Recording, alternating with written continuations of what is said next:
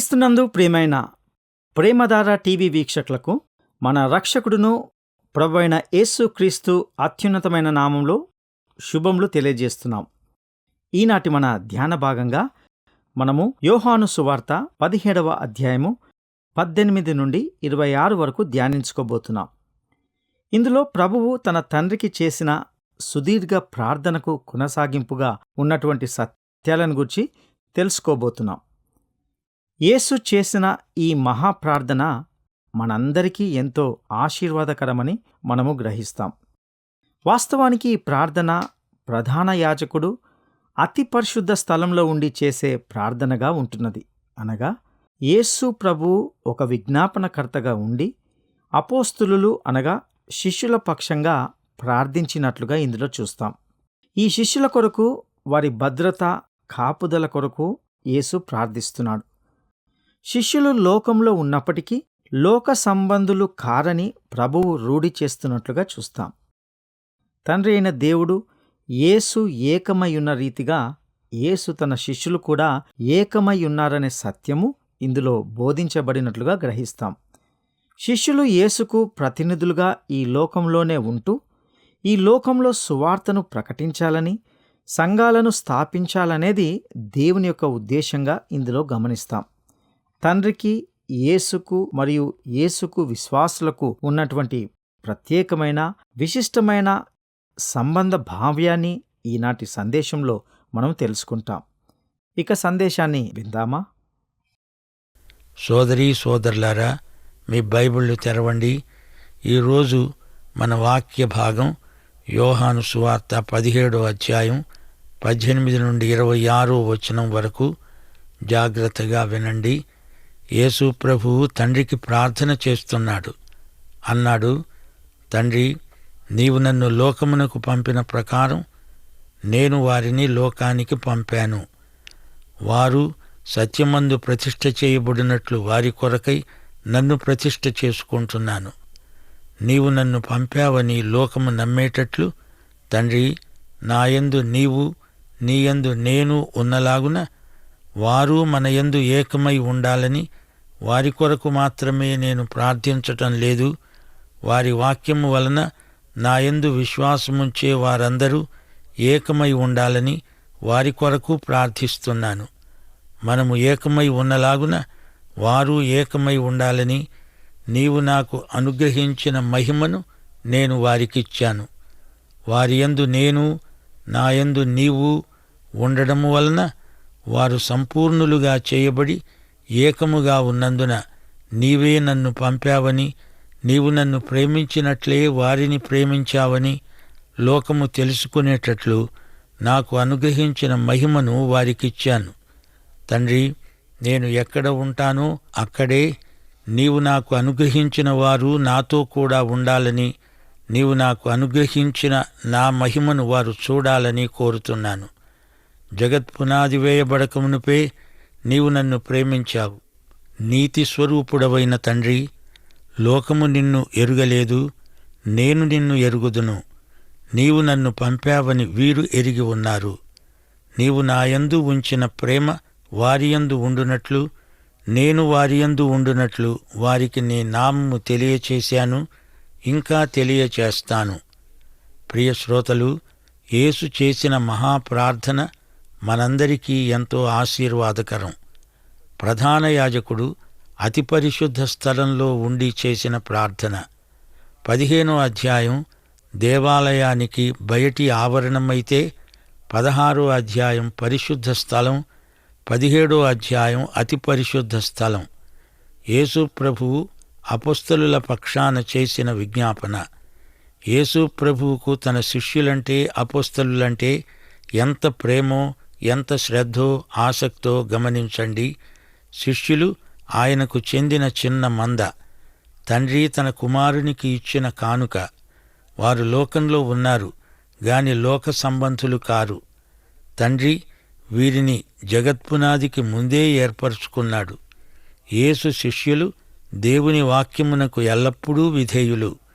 శిష్యులు పరిపూర్ణులు కారు గాని వారు యేసుకు పూర్తిగా అంకితమైపోయినవారు. తండ్రి యేసు ఏకమై ఉన్న సంగతి శిష్యులు గ్రహించారు. శిష్యులు ప్రభువు యొక్క చిత్తమెరిగి ఆయన సార్వత్రిక దర్శనములో పాలు పొందినవారు. యేసు ప్రభువు ప్రార్థన లోకంలో ఉన్న విశ్వాసులందరికీ వర్తిస్తుంది. తన వారి కాపుదల కొరకై ప్రభువు ప్రార్థించాడు. దేవుడు వారి యజమాని, తండ్రి. దేవుడు వారిని ఏర్పరచుకున్నాడు. పాత నిబంధన వ్యవస్థలో దేవుడు తన ప్రజల మధ్య ఉండి వారికి తన మహిమను కనపరిచాడు. అయితే కొత్త నిబంధనలో క్రీస్తునందు దేవుని మహిమ కనిపించింది. క్రీస్తు శిష్యులు ఆయనను మహిమపరిచారు. సంఘయుగంలో పరిశుద్ధాత్మ క్రీస్తునే మహిమపరుస్తున్నాడు. విశ్వాసులందరూ క్రీస్తునే మహిమపరుస్తారు. దేవుని కుమారునికే మహిమ. యేసు ప్రభువు తండ్రి వద్దకు వెళ్ళిపోతూ తన శిష్యులను ఇక్కడే ఉంచాడు. వారు విమోచన సువార్తను భూదిగంతాల వరకు ప్రకటించాలి, సంఘాలను స్థాపించాలి. సంఘయుగంలో 2 మహానగరాలు ఉనికిలోకి వచ్చాయి: మానవ నగరం, దేవుని నగరం. శిష్యులు ఈ లోకంలో ఉన్నారు గనుక ప్రభువు వారి పక్షాన విజ్ఞాపన చేశాడు. యేసును సిలువ వేసిన లోకం ఆయన శిష్యులను హింసించకుండా వదలదు. యేసు శిష్యులు లోకము నుండి ప్రత్యేకించబడిన వారు. ఇస్కరియోతు యూదాను గురించి ప్రభువు నాశనపుత్రుడు అన్నాడు. ఇస్కరియోతు యూదా యేసు మందలోని గొర్రె కాడు. అతడు ద్రాక్షవల్లిలోని ఎండిపోయిన తీగె. తన ప్రభువైన యేసును అమ్మాడు. అతడు సైతాను చేతిలోని సాధనమయ్యాడు. అపొస్తల కార్యములు 2వ అధ్యాయం 23వ వచనం. దేవుడు నిశ్చయించిన సంకల్పమును, ఆయన భవిష్య జ్ఞానమును అనుసరించి యేసు అప్పగించబడ్డాడని మనము గుర్తుంచుకోవాలి. అపొస్తలుల కార్యములు 4వ అధ్యాయం 28వ వచనం. ఏవి జరగాలని దేవుని హస్తము, దేవుని సంకల్పము నిర్ణయించాయో అలాగే జరిగింది. సైతానీయమైన ఈ లోకంలో శిష్యులు గొప్ప ప్రమాదంలో ఉన్నారు. అయినా దేవుని వాక్యమును బట్టి వారికి ధైర్యము, ప్రోత్సాహము కలిగాయి. లోకంలోని పాపాలను శిష్యులు బట్టబయలు చేస్తున్నందుకు లోకం వారి మీద పగబట్టింది. ఈ సంఘర్షణల మధ్య తన శిష్యులను దేవుడు కాపాడాడు. అంతేకాదు, శ్రమల మధ్య నుండి వారిని దేవుడు తీసుకుపోడు. పాత నిబంధనలో దానియేలు అన్యరాజ్యంలో ఎలా ఉన్నాడు? ఆ మాటకొస్తే ఫిలిప్పీ పత్రిక 4వ అధ్యాయం 22వ వచనంలో కైసరు ఇంటివారిలో ఉన్న పరిశుద్ధుల సంగతేమిటి? సైతానీయ అబద్ధాల మధ్య దేవుని సత్యాన్ని ప్రకటించే సాక్షులే యేసు శిష్యులు. సైతాను విశ్వాసులను నాశనం చేయటానికే పూనుకున్నాడు. శిష్యులకు పలాయన మనస్తత్వం ఉండకూడదు. ఈ లోకంలో ఉన్నా మనము పరలోక సంబంధులము. మన నూతన జన్మచేత మనం పరలోక పౌరులమయ్యాము. శిష్యుల కాపుదల కొరకు, వారి ప్రతిష్ఠ కొరకు, అనగా వారి పవిత్రీకరణ కొరకు ప్రభువు ప్రార్థించాడు. లోకంలోని పాపం, లోకపు విలువలు, లోకము యొక్క గమ్యం, వాటితో యేసు శిష్యులకు ఎట్టి ప్రమేయమూ లేదు. ఇక 18వ వచనం నుండి యేసు ప్రార్థనలో మనకు ముత్యాల్లాంటి సత్యాలు లభిస్తాయి. మనం లోకంలో ఉండగా యేసు సాక్షులం. యేసు మనతో ఎలా సంయుక్తమై ఉన్నాడో అలాగే మనము యేసుతో సంయుక్తతా స్థితిలో ఉండాలి. అలాగే కొనసాగాలి. ప్రియ శ్రోత, యేసు ప్రభువు నీకోసం, నాకోసం ప్రార్థన చేశాడు. ఈ రోజు వరకు మన మహాప్రధాన యాజకుడు మనందరి పక్షాన విజ్ఞాపన చేస్తున్నాడు. యేసు చేసిన ఈ ప్రార్థనకు తండ్రి వెంటనే జవాబిచ్చాడు. సంఘమంతా ఒకే శరీరం. ఇది యేసు శరీరం. ఏ పాపి అయినా ప్రభువునందు విశ్వసించి రక్షించబడితే వెంటనే ఈ శరీరంలో ఒక భాగమైపోతున్నాడు, ఒక అవయవమవుతున్నాడు. ఈ సమైక్యత, ఏకవాక్యత, ఇదే మన ప్రత్యేకత.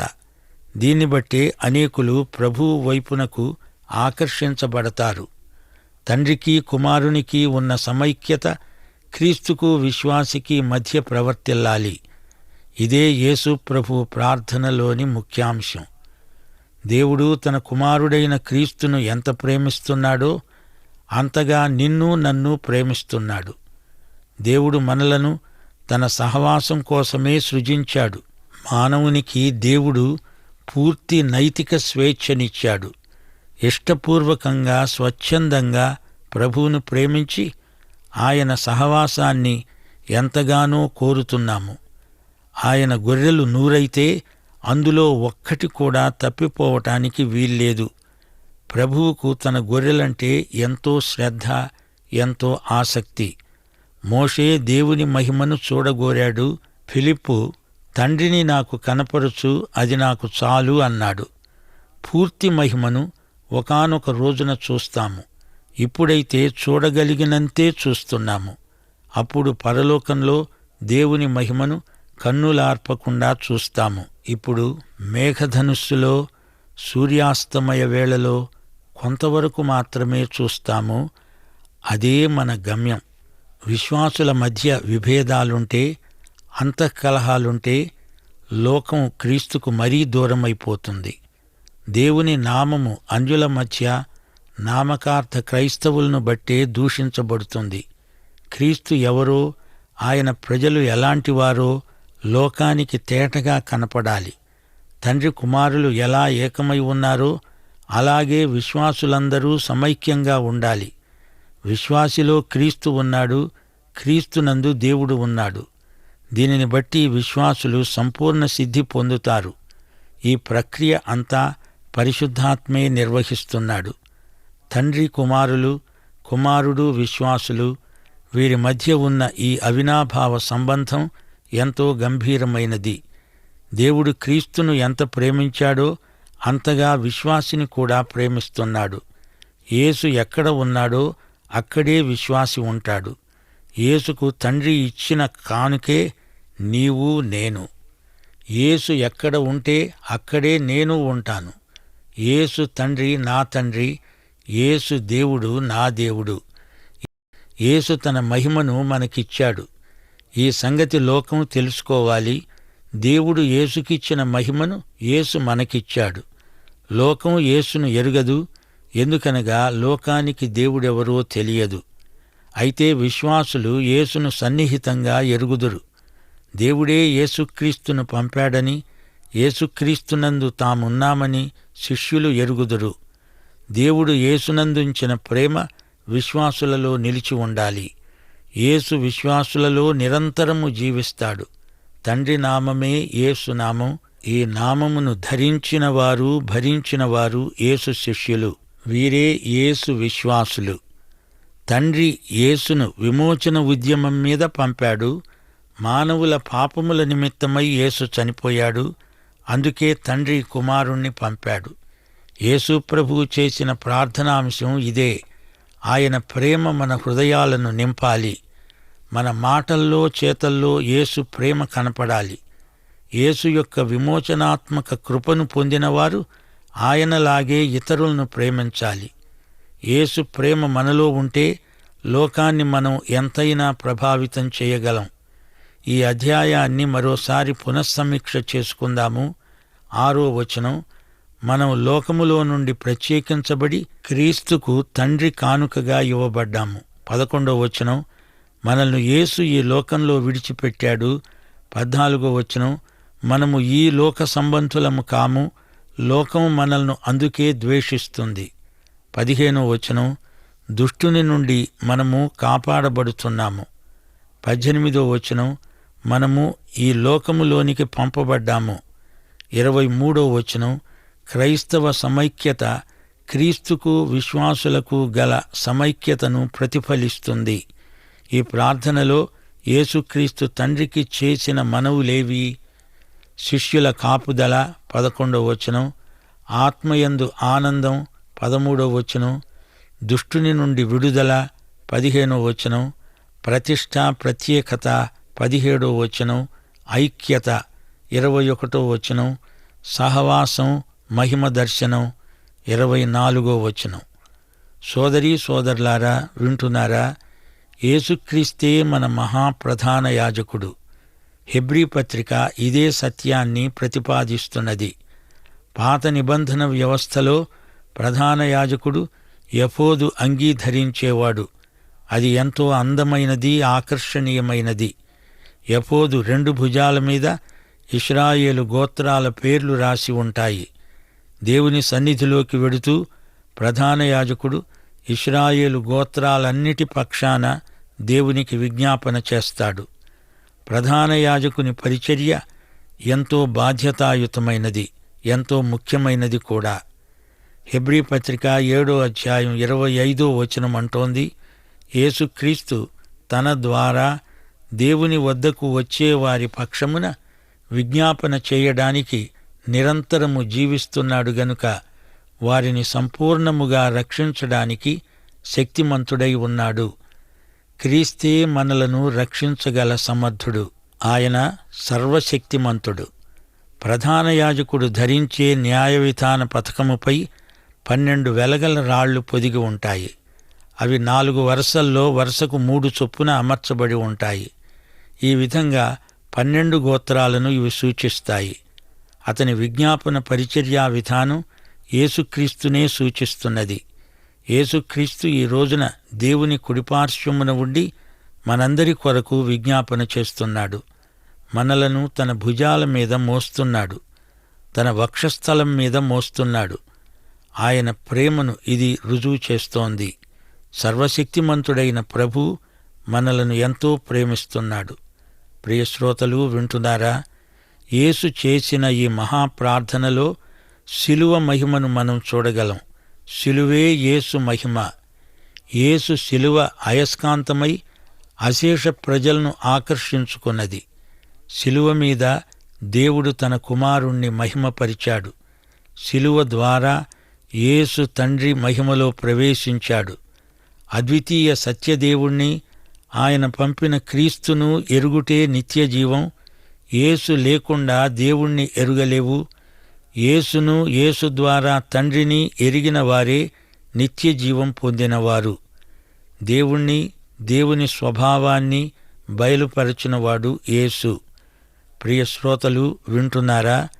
యేసు ప్రభువు మొదట తన కొరకు, తరువాత తన శిష్యుల కొరకు, ఆ తరువాత సంఘమంతటి కొరకు ప్రార్థన చేశాడు. ఈ ప్రార్థనలో ప్రభు ఏ అంశాలకు అధిక ప్రాధాన్యమిచ్చాడో గమనించారా? 1 తండ్రి మహిమ, 2 సంఘ సమైక్యత, 3 సంఘము యొక్క పవిత్రత, 4 నశించే లోకాన్ని దేవుని కోసం సంపాదించటం. ప్రియ సోదరుడా, సోదరి, యేసుకు ఏది ముఖ్యమో అదే నీకు ముఖ్యమనిపించటం లేదా? దేవుడు తన ప్రజలకిచ్చిన వరములు, ఈవులు ఈ ప్రార్థనలో పేర్కొనబడ్డాయి. 1 నిత్యజీవం, 2 వాక్యం, 3 దేవుని మహిమ. గమనించాలి, విశ్వాసులందరూ యేసుకు దేవుడిచ్చిన కానుకలు. అలాగే యేసుక్రీస్తు దేవుడు మనకిచ్చిన ప్రేమ కానుక. ఇదంతా దేవుని అవ్యాజ కృప. లోకం అనే మాట ఈ ప్రార్థనలో సరిగ్గా 19 సార్లు వస్తుంది. లోకాన్ని జయించినవాడు మన ప్రభువు. ఆయన విజయం మనదే. మనము దేవుని రాజ్యమును, ఆయన మహిమను మొదట వెతకాలి. ఆయన ఆనందాన్ని మనం పంచుకోవాలి. ఆయన వాక్యంలో శుద్ధి చేయబడాలి, ప్రతిష్ఠించబడాలి. నశించిన వారిని దేవుని రక్షణకు నడిపించాలి. దేవుని ప్రజల మధ్య సమైక్యతను మనం పెంపొందించాలి. ఈ అధ్యాయమంతటిలో మహిమ అనేది కీలక పదం. యేసు ఈ లోకానికి వస్తూ పరలోకంలో తన మహిమను విడిచాడు. ప్రభువు తన తండ్రిని ఎంతో మహిమపరిచాడు. పరలోకానికి తిరిగి వెళ్ళేటప్పుడు ప్రభువు ఎంతో మహిమపరచబడ్డాడు. సంఘములో యేసు ప్రభువుకు మహిమ. యేసు ప్రభువు తన సంఘముతో తన మహిమను పంచుకున్నాడు. మనకు ప్రభువు మహిమ ఉంది గాని దాని సంపూర్ణ ప్రత్యక్షం కొరకు ఎదురు చూస్తున్నాము. రోమాపత్రిక 8వ అధ్యాయం 18 నుండి 21 వచనం వరకు పౌలు ఇదే మహిమను గురించి ప్రస్తావిస్తూ అన్నాడు, మన ఎడల ప్రత్యక్షము కాబోయే మహిమ ఎదట ఇప్పటి కాలపు శ్రమలు ఎన్నదగినవి కావని ఎంచుతున్నాను. దేవుని కుమారుల ప్రత్యక్షము కొరకు సృష్టి మిగుల ఆశతో తేరిచూస్తూ కనిపెడుతున్నది. ఏలయనగా సృష్టి నాశనమునకు లోనైన దాస్యములో నుండి విడిపించబడి దేవుని పిల్లలు పొందబోయే మహిమగల స్వాతంత్ర్యము పొందుతాననే నిరీక్షణతో ఉన్నది. ప్రియశ్రోత, మనకు మహోజ్వలమైన నిత్య భవిష్యత్తు పరలోకంలో ఉంది. ఈ అధ్యాయంలో 11వ వచనంలో ప్రభువు అన్నాడు, నేనికను లోకములో ఉండను గాని వీరు లోకములో ఉన్నారు. నేను నీ యొద్దకు వస్తున్నాను. పరిశుద్ధుడవైన తండ్రి, మనము ఏకమై ఉన్నలాగున వారు ఏకమై ఉండునట్లు నీవు నాకు అనుగ్రహించిన నీ నామమందు వారిని కాపాడు. విశ్వాసులలో ఆత్మ కలిగించే ఐక్యం ఉంది. పెంతెకొస్తునాడు పరిశుద్ధాత్మ రాకడతో సమైక్యత మొదలైంది. అందరూ పరిశుద్ధాత్మతో నిండినవారై 1 కొరింథీ 12:13 చెప్పబడినట్లు యూదులైనా, గ్రీసు దేశస్థులైనా, దాసులైనా, స్వతంత్రులైనా మనమందరము ఒక్క శరీరములోనికి ఒక్క ఆత్మయందే బాప్తిస్మము పొందాము. మనమందరము ఒక్క ఆత్మను పానము చేసిన వారమయ్యాము. ఇదే విశ్వాసుల సమైక్యత. ఒకానొక రోజు విశ్వాసులందరూ పరలోకంలో ఆయన మహిమను పూర్తిగా చూడగలరు. విశ్వాసులందరూ ఏకమై ఉండాలని యేసు ప్రార్థించాడు. యేసు ప్రార్థించింది సంస్థాగతమైన ఐక్యత కోసం కాదు, అది ఆత్మ యొక్క ఐక్యత. సమాధానమనే బంధము చేత ఆత్మ కలిగించే ఐక్యతను మనం కాపాడుకోవాలి. దేవుణ్ణి మహిమపరచటమంటే దేవుణ్ణి అందరూ తెలుసుకునేటట్లు చేయడం, చెప్పడం, చూపటం. 1 పేతురు 1:5 అంటోంది, విశ్వాసము ద్వారా దేవుని శక్తి చేత కాపాడబడే మీ కొరకు మీ స్వాస్థ్యము పరలోకమందు భద్రపరచబడి ఉన్నది. రోమాపత్రిక 8:30 ఈ పాఠం ముగిస్తున్నాము. దేవుడు ముందుగా ఎవరిని నిర్ణయించాడో వారిని పిలిచాడు. ఎవరిని పిలిచాడో వారిని నీతిమంతులుగా తీర్చాడు. ఎవరిని నీతిమంతులుగా తీర్చాడో వారిని మహిమపరిచాడు. పాఠం ఇంతటితో సమాప్తం. మన దేవుని పరమ ప్రేమ, యేసుక్రీస్తు వారి మహాకృప, పరిశుద్ధాత్మ అన్యోన్య సహవాసము మనకందరికీ సదాకాలము తోడై ఉండునుగాక. ఆమేన్. ప్రియులారా, ఇంతవరకు మనము ప్రభువు తన తండ్రికి చేసిన సుదీర్ఘ ప్రార్థనలోని అనేక సత్యాలను తెలుసుకుని ఉన్నాం. యేసు చేసిన ఈ మహాప్రార్థన మనందరికీ ఎంతో ఆశీర్వాదకరమని మనము గ్రహిస్తాం. యేసు తన శిష్యుల కొరకు, వారి భద్రత, కాపుదల కొరకు ప్రార్థిస్తున్నట్లుగా చూశాం. శిష్యులు లోకంలో ఉన్నప్పటికీ లోక సంబంధులు కారని ప్రభువు రూఢి చేస్తున్నట్లుగా గమనించాం. తండ్రి అయిన దేవుడు, యేసు ఏకమైయున్న రీతిగా యేసు తన శిష్యులు కూడా ఏకమై ఉన్నారనే సత్యము ఇందులో బోధించబడింది. శిష్యులు యేసుకు ప్రతినిధులుగా ఈ లోకంలోనే ఉంటూ ఈ లోకంలో సువార్తను ప్రకటించాలని, సంఘాలను స్థాపించాలనేది దేవుని యొక్క ఉద్దేశమై ఉన్నది. రక్షించబడిన ప్రతి వ్యక్తి యేసుకు శిష్యుడే. తన శిష్యులు ఈ లోకంలోనే ఉంటూ విమోచన సువార్తను భూదిగాంతాల వరకు ప్రకటించాలి, సంఘాలను స్థాపించాలి. యేసు శిష్యులుగా ఈ లోకము యేసుకు ఏమి చేసిందో అదే తన శిష్యులకు చేస్తుంది గనుక వారి పక్షంగా, వారి భద్రత కొరకు యేసు ప్రార్థించాడు. సాతానుకు సంబంధించిన ఈ లోకంలో శిష్యులు గొప్ప ప్రమాదంలో ఉన్నట్లుగా మనం విన్నాం. అయినప్పటికీ దేవుని వాక్యాన్ని బట్టి వారికి ధైర్యము, ప్రోత్సాహము కలుగుతుంది. అనేకమైన సైతాను అబద్ధాల మధ్య దేవుని సత్యాన్ని ప్రకటించే సాక్షులే యేసు శిష్యులు. యేసును నమ్మిన బిడ్డలు, ఈ లోకంలో ఉన్న మనము పరలోక సంబంధులం. శిష్యుల కాపుదల కొరకు, వారి ప్రతిష్ట కొరకు, వారి పవిత్రీకరణ కొరకు ప్రభువు ప్రార్థించాడు. యేసు మనతో ఎలా సంయుక్తమై ఉన్నాడో అలాగే మనము యేసుతో కూడా సంయుక్త స్థితిలో ఉండాలి. అలాగే కొనసాగాలి. విశ్వాసులందరూ సమైక్యంగా ఉండాలి. తద్వారా విశ్వాసులు క్రీస్తులో సంపూర్ణ సిద్ధి పొందుతారు. అటి కృప దేవుడు మనకు దయచేయనుగాక. దైవాశీస్సులు.